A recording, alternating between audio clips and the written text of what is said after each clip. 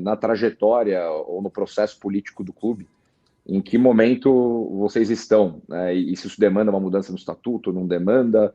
Eu vi que você já, né, o Carlos até comentou aqui, já fizeram a entrega da carta de intenções para o presidente do clube, para o presidente do conselho. Então, qual que é o trâmite burocrático para que vocês consigam levar o projeto à votação?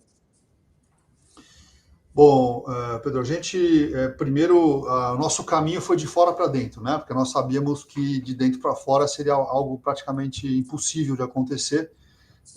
Então, nós focamos primeiro na estruturação de um projeto tecnicamente sustentável, depois uma preocupação de que o projeto tecnicamente tinha sustentação ou tinha uma tese que poderia sim ser apta a atrair os investimentos, e o político é o maior dos desafios, né? Mas a nossa percepção, e assim, eu falo isso com muito pesar, tá? Porque eu sou corintiano acima de tudo, o Carlos também, nós não desejaríamos estar aqui perdendo tempo com isso, desejaríamos estar aqui comemorando, né, os títulos do nosso time. Mas, primeiro, a dívida do Corinthians ela é impagável, né? As simulações que fizemos aqui, inclusive com financistas que estão no nosso grupo, é que você tem uma dívida que cresce quase 400 milhões de reais por ano para um faturamento que não chega a 1 bi, né?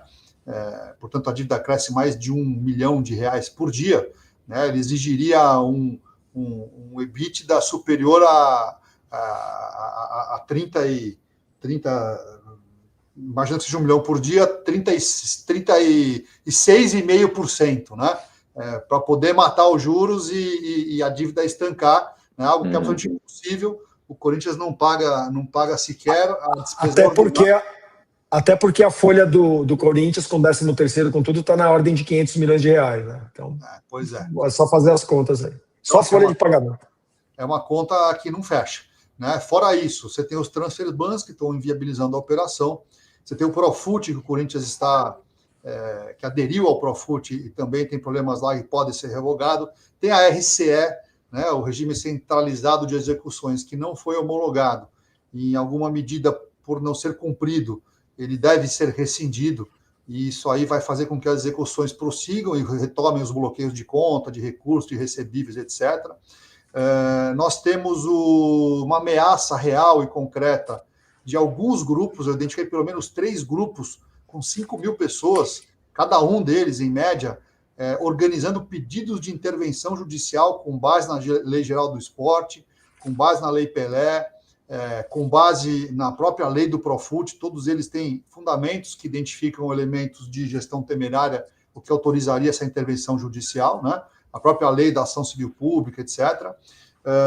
Teríamos aí o fair play financeiro da FIFA, que está em vias de ser constituído. Impossibilidade... Da CBF, né, Edu? CBF. Desculpe. Da CBF, desculpe. A impossibilidade de acessar incentivos fiscais com base na lei de incentivos ao esporte também. A reforma tributária que está em vias de ser finalizada no Senado agora, né? Quer dizer, já foi aprovada o relatório e voltou para a Câmara, isso deve ser resolvido nas próximas semanas, que vai instituir uma tributação para as SAFs na ordem de 5% sobre a receita, ao passo que as atividades desportivas para os clubes associativos estarão sujeitos a uma alíquota de referência da IBS-CBS, que é 28,5% estimado, com uma redução de 60%, isso dá 11,4%.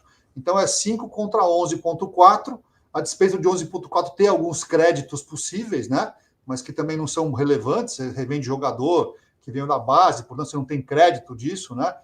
E, portanto, vai fazer com que o sistema de tributação, após a reforma tributária ser implantada, seja mais vantajoso nas SAFs, né? Então, assim, são alguns elementos que fazem com que a gente acredite que é uma inevitabilidade, né? Uma adequação à modernização do futebol sob a perspectiva de um clube-empresa, né? Algo que atinge já mais do que 95% dos clubes europeus, né?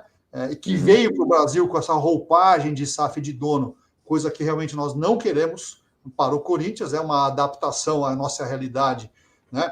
E aí talvez impulsionados aí com vento favorável, o Real Madrid anunciou recentemente uma abertura de capital para poder atrair novos investidores para fazer frente à competição intensiva do futebol europeu, com fundos árabes financiando e gente muito poderosa, né? Com uma mensagem muito clara: aquele que não tiver acesso a capital de maneira mais facilitada, não vai sobreviver. E uma estrutura de SAF permite, ao invés de descontar recebível, como tem notícia de hoje, né? Hoje tem no jornal que o Corinthians está buscando 100 milhões de reais para descontar um recebível de alguma liga, alguma coisa que o Vale não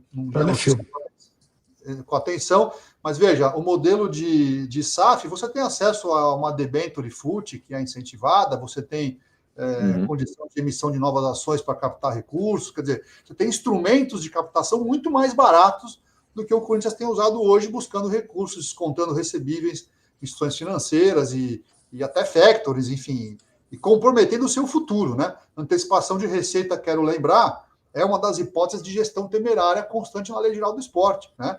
E o Corinthians está sobrevivendo às custas disso já não faz pouco tempo. Então, no fundo, são uma série de fatores que fazem com que a gente acredite que, politicamente, eles acabarão, infelizmente, tendo a nossa proposta como um referencial. Se aparecer uma outra melhor, seremos os primeiros a apoiar.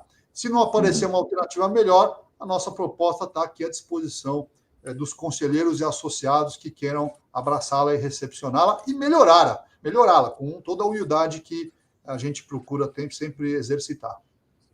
E hoje o estatuto do clube já permite a transformação em SAF ou tem que haver uma votação ainda? A nossa leitura é que permite. Você tem lá um dispositivo, artigo 2º, parágrafo 2º ou 3º, que diz que o esporte pode ser desenvolvido pelo clube ou em parcerias com outras sociedades, com outras entidades, novas empresas, e etc, etc. Então a gente entende que está lá, não está SAF, porque o estatuto é antigo, né? Não existia a SAF, mas nós entendemos que o modelo lá está. E aí você precisaria de uma aprovação do Conselho, uma convocação de uma Assembleia Geral específica pelo Conselho Deliberativo, para aprovação disso com 2/3 dos presentes, né? Também há ali uma interpretação nossa de que, para a convocação de uma Assembleia, seria competência do Conselho Deliberativo, seria competência do presidente executivo ou de 1/5 dos associados, né? Essa é a nossa leitura do Estatuto, muito embora eu reconheça que é um Estatuto antigo, cheio de lacunas, contradições, imprecisões, né? E que está agora em processo de modernização. Tem muitas coisas boas, né, como o impedimento de nepotismo, né, de parentes de conselheiros ocuparem cargos, etc., mas há ali algumas travas a uma construção de SAF que realmente são indesejadas e são na contramão de algo que, repito, será inevitável por todas as razões que acabei de apresentar. Perfeito. Então, nesse momento, né, para ver se eu entendi certo aqui, o projeto depende de uma aprovação do Conselho Deliberativo para que ele possa ter vida própria e seguir. Ele está tramitando. Nós entregamos a proposta ao Dr. Romeu Tuma, ele nos recebeu, ficamos 3 horas com ele. O Dr. Stabile também chegou na reunião, ficou mais uma meia hora conosco. Entregamos a proposta, falamos sobre o projeto, né, discutimos alguns pontos específicos, e ele disse que daria seguimento internamente, tal como prevê no Estatuto, né, e pelo que saiu na imprensa, já foi para o Comitê de Ética, para o Comitê, de Compliance, Comitê Jurídico. Então, a gente está acompanhando a meia distância, mas vamos dar, naturalmente, o tempo mínimo necessário para que os órgãos competentes consigam analisar, né, e repetindo, né, Pedro, nós estamos à disposição para sermos ouvidos, né? Você concorda ou não concorda em função daquilo que você ouve, né?